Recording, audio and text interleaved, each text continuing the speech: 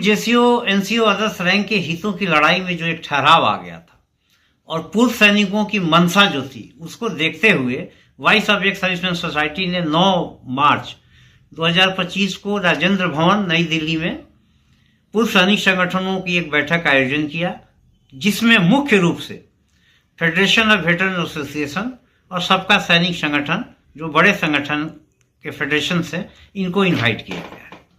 उसमें जो निर्णय लिया गया है वो मैं आपको बता देता हूं कि ये निर्णय लिया गया है कि पे कमीशन का गठन हो गया है और हम अपनी बातों को, अपनी मांगों को मजबूती से गवर्नमेंट के सामने, पे कमीशनों के सामने रखें, भेजें। इसके लिए एक बड़ा प्रदर्शन 27 अप्रैल 2025 को करने का निश्चय किया गया, जो जंतर मंतर पे होगा। उपस्थित सभी संगठनों ने इस पे हामी भरी, लेकिन फेडरेशन ऑफ वेटरन एसोसिएशन ने यह कहा कि जो डिसीजन मेकिंग बॉडी है उनके समक्ष वो बात रखेंगे और उसके निर्णयों से अवगत कराएंगे। ये दूसरा निर्णय हुआ कि इसी बीच ज्यादा से ज्यादा वेटरन एसोसिएशन है, पूर्व सैनिक संगठन है, इनको जोड़ा जाए और उनको आंदोलनों में भाग लेने के लिए प्रेरित किया जाए और बुलाया जाए। बहुत सारे संगठन है जो इन तीनों फेडरेशनों से, vice, federation of veteran association और सबका सैनिक संगठन से जुड़े हुए हैं, लेकिन बहुत ऐसे संगठन है जो इन संगठनों से नहीं जुड़े हुए हैं। तो मैं उन तमाम संगठनों से आग्रह कर रहा हूं, अपील कर रहा हूं कि आप 27 अप्रैल 2025 को जंतर मंतर पे होने वाले आंदोलनों में भाग ले और अपनी कंसेंट जो है हमें ईमेल करें या व्हाट्सएप करें। एक निर्णय हुआ था कि एक ही मेमोरेंडम सबमिट होगा, उसी मेमोरेंडम पे लड़ाई होगी। इसके लिए एक ड्राफ्ट कमेटी का गठन किया गया है, जिसमें फेडरेशन ऑफ वेटरन एसोसिएशन से 2, वाइस से 2, सबका से 2 आदमी शामिल होंगे। लेकिन तमाम संगठन जो हैं वो अपने व्यूज, अपने मेमोरेंडम, अपने पॉइंट्स हमें ईमेल कर सकते हैं, भेज सकते हैं। तो अभी दोनों संगठनों की तरफ से अभी 2 आदमियों का नाम नहीं आया है। हम लोग इसकी अगले जो जूम मीटिंग होने वाली है उस पर चर्चा करेंगे। ये भी निर्णय हुआ था कि हर 15 दिन के बाद जूम मीटिंग करेंगे और आंदोलन से पहले एक फिजिकल मीटिंग नई दिल्ली में होगी। और निर्णय हुआ है कि हम कोई भी संगठन सार्वजनिक मंच से किसी भी संगठन के, पूर्व जेसीओ एनसीओ संगठनों की बुराई नहीं करेगा, अनर्गल आरोप नहीं लगाएगा, प्रत्यारोप नहीं होगा। एक सभ्य तरीके से, एक अनुशासित तरीके से, एक डेमोक्रेटिक तरीके से हम अपनी बात लड़ेंगे और संघर्ष करेंगे।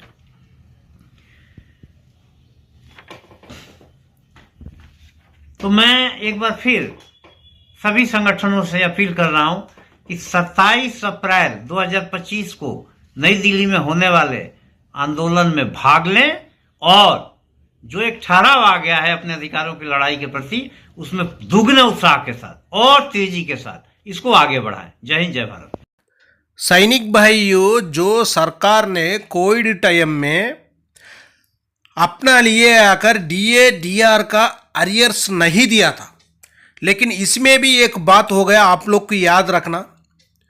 जो उसी कोविड टाइम में क्या कर दिया, सेंट्रल गवर्नमेंट का एम्प्लॉय कितना भी है उनसे पूरा से 2 दिन का जो पेमेंट है, 2 दिन का, उनको 1 दिन में कितना पेमेंट आ जाता है, उसी तरह 2 दिन का पेमेंट कितना आता है उतना उन लोग पूरा क्लेम कर ले लिया।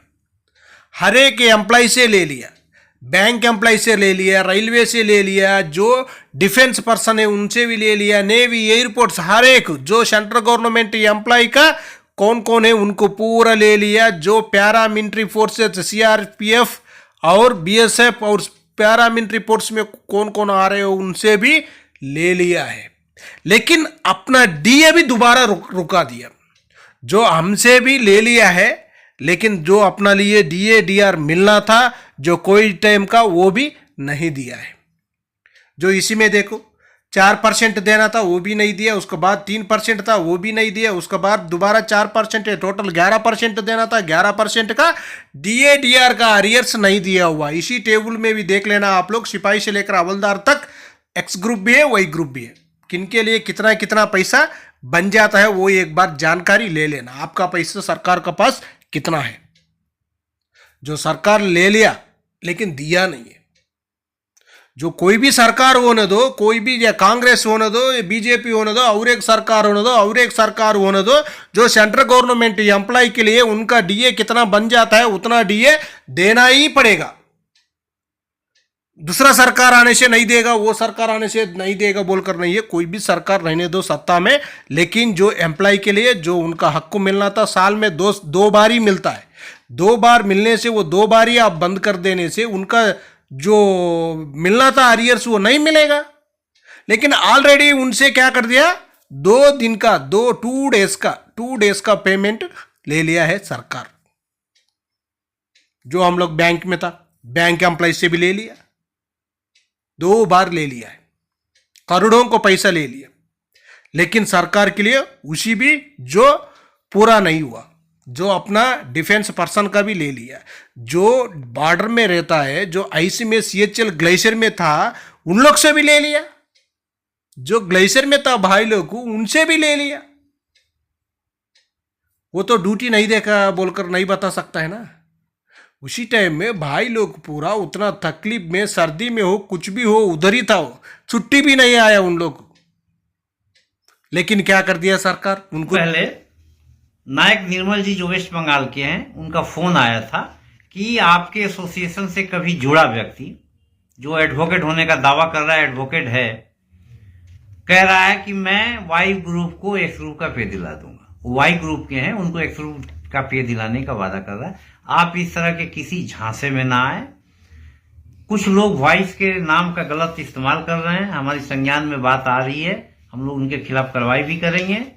और उस व्यक्ति ने एक ईमेल भी खोल रखा है, voiceofexserviceman1@gmail.com, और वॉइस का नाम का इस्तेमाल कर रहा है। आप किसी भी एडवोकेट के जो इस तरह के झांसे दे रहे हैं या आप वॉइस के नाम का गलत इस्तेमाल कर रहे हैं, उनके बहकावे में ना आए। ये लोग पहले ही जेसीओ जवान के कौज को बहुत बुरी तरह से अपने फायदे के लिए नुकसान पहुंचा रहे हैं। तो प्लीज मेरा आग्रह है कि इनके बहकावे में ना आए।